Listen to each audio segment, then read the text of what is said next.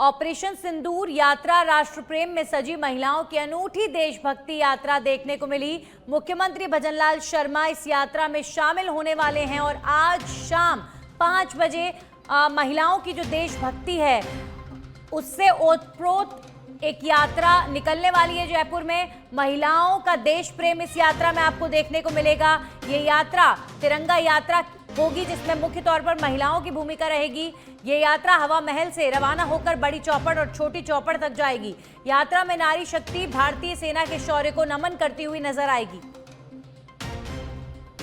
तो आपने देश के कई क्षेत्रों में तिरंगा यात्राएं निकलती हुई देखी, लेकिन जो महिला वर्ग है वो भी एक यात्रा के माध्यम से देश की शक्ति, देश के शौर्य, देश के सैनिकों को नमन करना चाहता है और इसीलिए महिलाओं की ये यात्रा आज जयपुर से निकलेगी। हवा महल से रवाना होकर बड़ी चौपड़ छोटी चौपड़ जाएगी। सीएम भजनलाल शर्मा भी नारी शक्ति की इस यात्रा में शामिल होकर और सेना के जवानों को नमन करेंगे और इसी के साथ ही अपने राष्ट्र प्रेम को आज महिलाएं जयपुर की सड़कों पर प्रदर्शित करती हुई नजर आएंगी। अपना जो भाव है, राष्ट्र प्रेम है, ऑपरेशन सिंदूर को लेकर जो सेना ने देश के लिए किया है, उनके इस गौरव को बढ़ाने का काम करेंगी।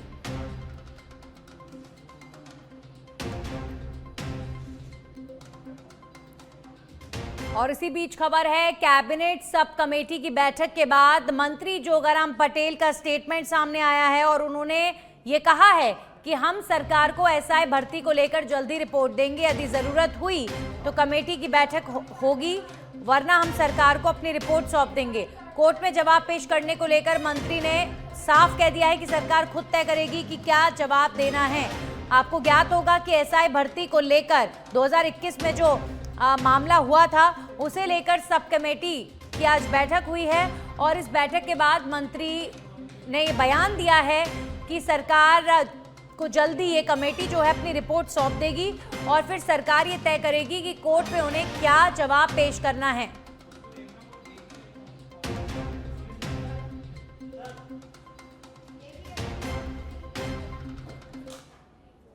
संभवतया इसकी और मिट्टी की आवश्यकता नहीं रहेगी, लेकिन हमारी समीक्षा के उपरांत कुछ बातें बच जाती है और बहुत अति आवश्यक होता है तो बुलाई जा सकती है, लेकिन संभवतया आवश्यकता नहीं पड़ेगी। रिपोर्ट कब तक दे देंगे सरकार को? अति शीघ्र देंगे। इस विषय को लेकर मंत्रिमंडलीय उपसमिति का गठन राज्य सरकार ने माननीय हमारे जोगाराम जी पटेल साहब की अध्यक्षता में किया। आज इस बैठक में हम 4 लोग तो फिजिकली और माननीय गजेंद्र सिंह जी शेखावत वो फ्यूचर साहब वो वर्चुअली बैठक में जुड़े। इन्वेस्टिगेशन एजेंसी ने अब तक जो किया उसकी समीक्षा और अन्य विषयों पर एक समीक्षा की गई है। मैं चाहूँगा कि हमारी सब कमेटी के माननीय अध्यक्ष आदरणीय जोगाराम जी पटेल साहब आपको विस्तृत रूप से संबोधित करें। वहीं पीएचईडी सीकर सर्कल के एसई का ऑफिस सील करने के आदेश दे दिए गए हैं। एसई को चेंबर से बाहर बैठकर डेली रूटीन वर्क करने के आदेश दिए गए हैं। कोर्ट की अवमानना का नोटिस जारी करते हुए पूछा गया है कि क्यों न दिया जाए उन्हें सजा। राजस्थान हाईकोर्ट ने सीकर सर्कल पीएचईडी के सुप्रिंटेंडेंट इंजीनियर को आदेश दिए। जस्टिस सुदेश बंसल की एकल पीठ ने आदेश दिए हैं। कोर्ट के आदेशों की पालना नहीं करने पर हाईकोर्ट ने साफ कहा है, सीकर डिस्ट्रिक्ट जज को हाईकोर्ट के आदेश की पालना कराने के निर्देश दिए गए हैं। हाईकोर्ट ने जिला न्यायाधीश को आदेश की पालना के निर्देश दिए और कहा कि सुप्रिंटेंडेंट इंजीनियर के लिए चैम्बर के बाहर बैठने की व्यवस्था कराई जाए ताकि कार्यालय में होने वाले प्रतिदिन का रूटीन वर्क ना हो डिस्टर्ब। विभाग के प्रमुख सचिव को भी एसई के खिलाफ विभागीय कार्रवाई शुरू करने के निर्देश दिए गए हैं। आपको बता दें कि जनता जल योजना से जुड़े एक कार्मिक के वेतन से जुड़ा ये प्रकरण है। हाईकोर्ट के बार बार आदेश के बावजूद वेतन नहीं दिया गया था।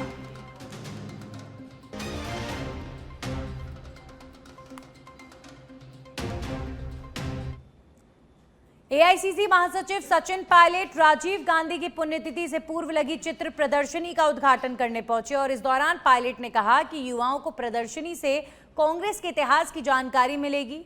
इस दौरान ऑपरेशन सिंदूर को लेकर सचिन पायलट ने कहा कि हमारी सेना ने अपने शौर्य का परिचय दिया है, पूरा देश और विपक्ष एकजुट था, लेकिन अचानक अमेरिका का इस मामले में आना और पाकिस्तान भारत को एक ही तराजू में तोलना कई सवाल खड़े करता है।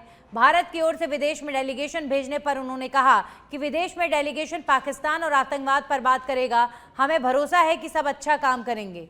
सचिन पायलट ने बीजेपी विधायक कंवरलाल की विधानसभा सदस्यता रद्द करने पर कहा कि भाजपा सरकार को इस पर जल्द फैसला लेना चाहिए। साथ ही पीएम मोदी के बीकानेर दौरे पर भी सचिन पायलट ने निशाना साधा है। करी गई थी और इस मामले में जब सब कुछ स्पष्ट है, कोर्ट का आदेश आ चुका है, फिर जो माननीय स्पीकर महोदय हैं उस पर एक्शन क्यों नहीं ले रहे? ये जो निष्पक्षता का प्रदर्शन होना चाहिए, चाहे वो बुढ़ाने जी का कार्यकाल हटाने की बात हो, कल हमारे अध्यक्ष गोविंद डोटासरा जी ने भी अपनी बात को रखा है, बिल्कुल सही कह रहे हैं कि इस प्रकार दो मापदंड नहीं हो सकते हैं। और कोर्ट का निर्णय है, भाई कोई पार्टी ने आरोप नहीं लगाया, कांग्रेस पार्टी ने, कोर्ट के निर्णय के बाद जो स्थापित मापदंड है उसके बावजूद भी आप इसको एक्शन नहीं ले रहे हैं, तो ये तो पक्षपातपूर्ण तरीका है। कि जो डेलीगेशन जा रहे हैं ये दुनिया को बताएंगे कि पाकिस्तान ने किस प्रकार हम पर, अच्छा प्रमाण के साथ है ना, बम्बई में अटैक हुआ, पुलवामा में हुआ, पहलगाम में हुआ, तथ्यों के साथ, एविडेंस के साथ दुनिया को बताना बहुत ज़रूरी है, क्योंकि जो नैरेटिव है, चाइना ने खुलकर समर्थन किया पाकिस्तान का, आप कल्पना कीजिए। और मुझे खेद है कि जितना भी अब तक हमने देखा है, अमेरिका की तरफ से स्टेटमेंट आया, बाकी लोगों ने कहा, किसी ने भी आतंकवाद शब्द का प्रयोग नहीं किया। कितना दुर्भाग्यपूर्ण है। तो जो डेलीगेशन जा रहे हैं अपना काम करेंगे, और कांग्रेस पार्टी ने हमेशा कहा है कि जो सार्थक कदम होंगे, जो भारत के हितों की रक्षा करने के लिए कदम उठाने हैं, उस पर कांग्रेस पार्टी हमेशा साथ रहेगी। इससे पहले भी आए थे प्रधानमंत्री जी, उसके बाद भी आए हैं, बहुत सारे वादे किए थे, और इस बार तो कम जीते हैं भाजपा के सांसद, लेकिन पिछली बार सारे के सारे जीते थे। जब बजट पढ़ा जाता है तो कान तरस जाते हैं राजस्थान का नाम सुनने के लिए।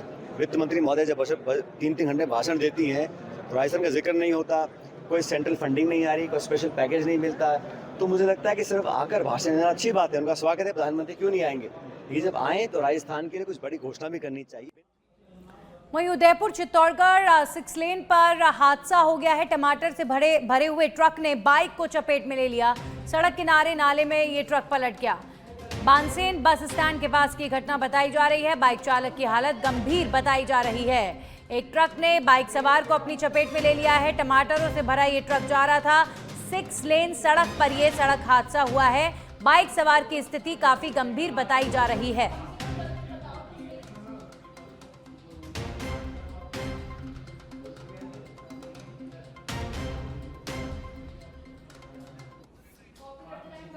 कोटा के कनवास के सुभाष सर्कल पर हुई हत्या की वारदात से कनवास कस्बे में तनावपूर्ण माहौल की स्थिति लगातार बनी हुई है।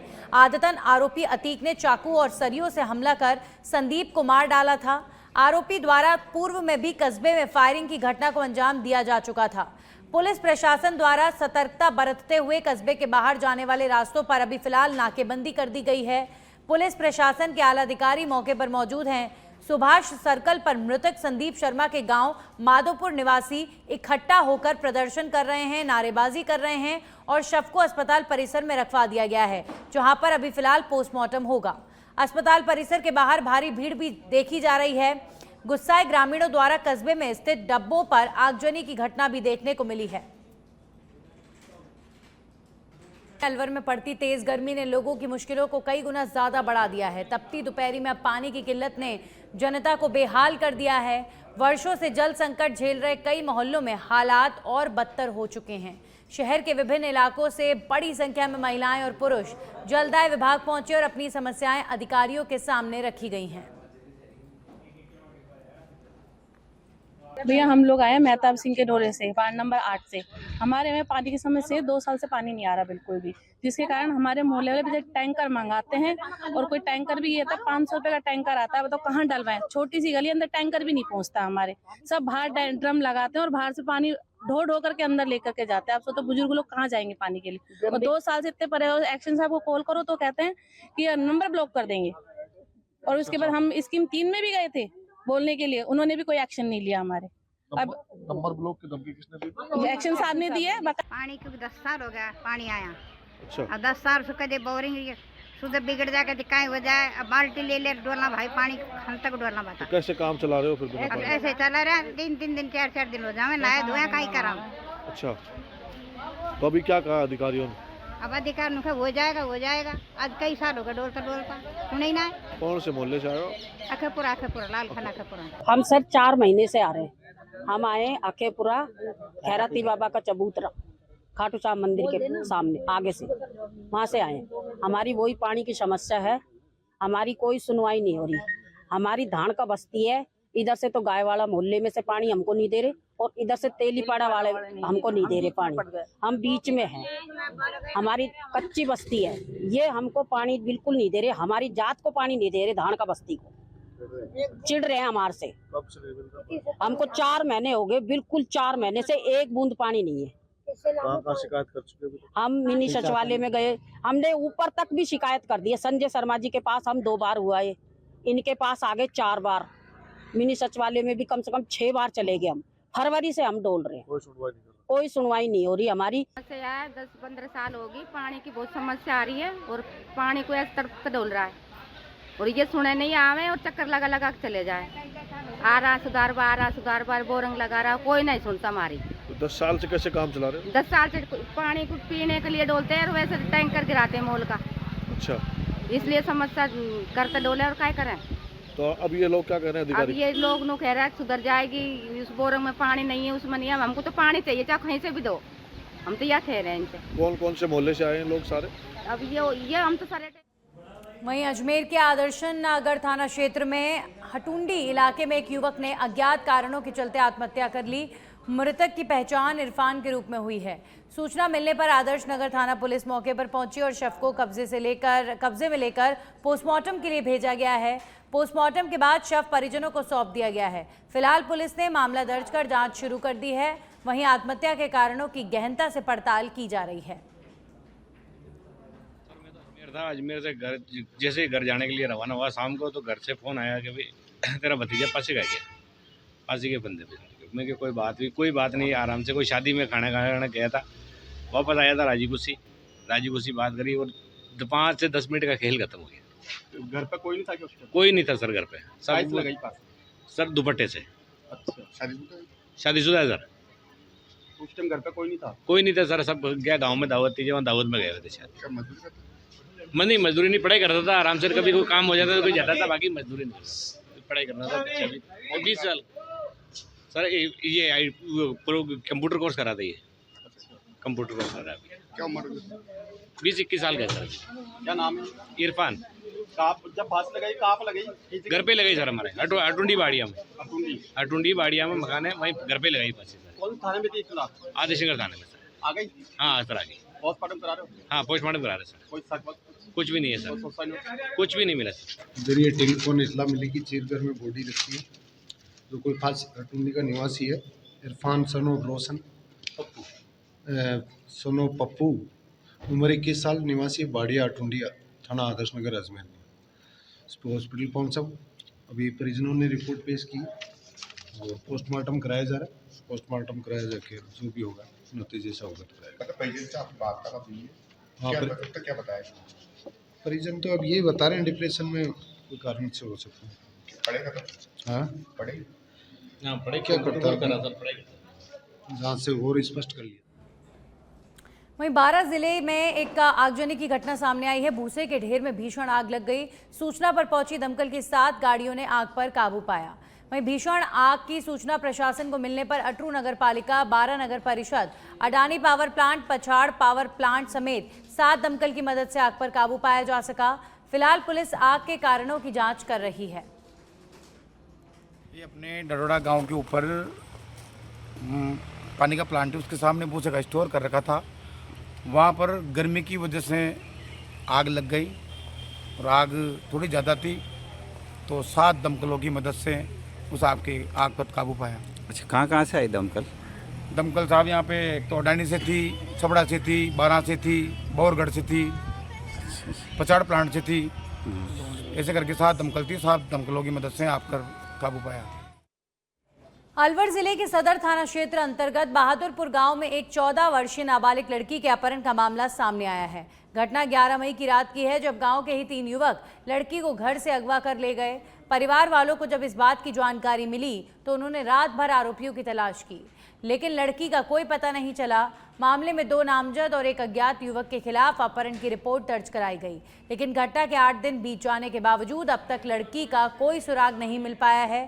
पीड़ित परिवार ने पुलिस पर लापरवाही का आरोप लगाया और मांग की है कि बच्ची को जल्द से जल्द तलाश कर आरोपियों पर सख्त कार्रवाई की जाए। ये मामला बहादुरपुर ग्राम का है और ये एक प्रीति है जिसके पिताजी ओम प्रकाश जी हैं। इनके 4 बच्चे हैं, जिनमें एक लड़का और 3 लड़की है। वो जो लड़की प्रीति थी वो स्कूल जाती थी। एक लड़का उसको वहाँ पे आते जाते रास्ते में काफ़ी बार छेड़ा था, तो उस लड़की ने अपने माँ बाप को बोला कि एक लड़का मुझको ये छेड़ता है, तो वो घर पे भी जाके शिकायत भी करके आया। जब मान गया, लेकिन कुछ महीनों बाद वो लड़की का अपहरण करके लेके गए।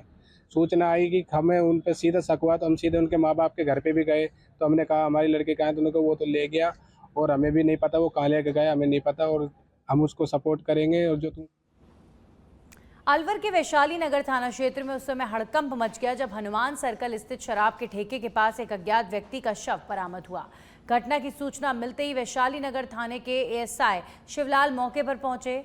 स्थानीय लोगों के अनुसार मृतक व्यक्ति अक्सर क्षेत्र में ईंट के ट्रैक्टर खाली करने का कार्य करता था, लेकिन उसकी पहचान अभी तक नहीं हो पाई है।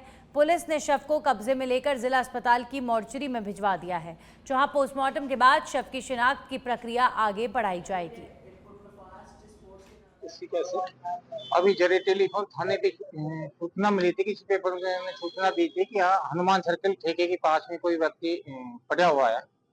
इस सूचना पर आकर इसको चेक किया गया तो ये मृत अवस्था में मिला और इसकी उम्र करीब 40-45 के लगभग है। शिनाख्त वगैरह इसकी नहीं हो पाई है, अभी कौन है कहाँ का है, इस बारे में अभी प्रयास किए जा रहे हैं। आसपास लोगों ने क्या बताया? आसपास लोगों ने बताया कि यही ईंट वगैरह खाली करता था इधर आगे ट्रैक्टरों पे। बाकी गांव कौन सा है कहाँ का है, इस बारे में कोई जानकारी नहीं मिल पाई है। इसकी जेब से ऐसा कुछ आईडी वगैरह नहीं प्राप्त हुई है, तो अभी लोगों से जानकारी कर रहे हैं, अगर कोई इसकी पहचान हो पाती है तो। इसकी उम्र 40-45 साल के लगभग है और इसने सिरोही में पिंडवाड़ा तहसील के रोहिड़ा थाने में पॉक्सो के मामले में गिरफ्तार आरोपी अशोक का गरासिया मैस में खाना खाने के बाद हाथ धोने के बहाने थाने से फरार हो गया। पुलिस की अलग अलग टीम आरोपी की तलाश कर रही है। वहां पर मौजूद थानाधिकारी और पुलिसकर्मियों से एसपी ने जानकारी ली और आरोपी को जल्द से जल्द पकड़ने के निर्देश दिए हैं।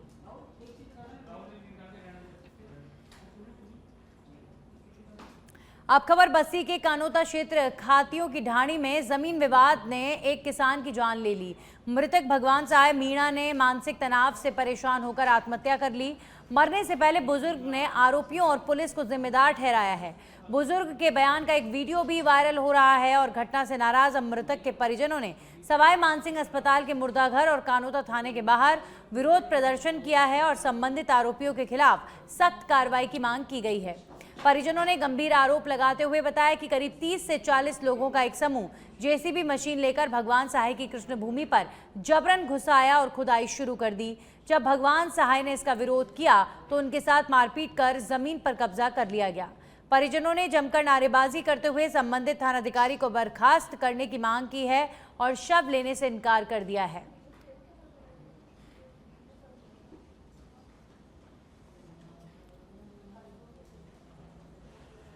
वहीं पाली में एंटी करप्शन ब्यूरो की कार्रवाई। एएसआई पदाराम मीणा 15,000 रुपए की रिश्वत लेते ट्रैप हुआ है। सादरी थाना क्षेत्र के सहायक उप निरीक्षक को ट्रैप किया गया है। आरोपी एएसआई पर एक मामले में एफआईआर देने की एवज में रिश्वत मांगने का आरोप लगाया जा रहा है। एंटी करप्शन ब्यूरो की अतिरिक्त महानिदेशक स्मिता श्रीवास्तव के सुपरविजन में इस मामले की जांच की जा रही है। आप देखिए, एंटी करप्शन ब्यूरो हर दिन इतने लोगों को रिश्वतखोरी में पकड़ता है, लेकिन उसके बावजूद भी रिश्वतखोर अपनी हरकतों से बाज नहीं आ रहे हैं।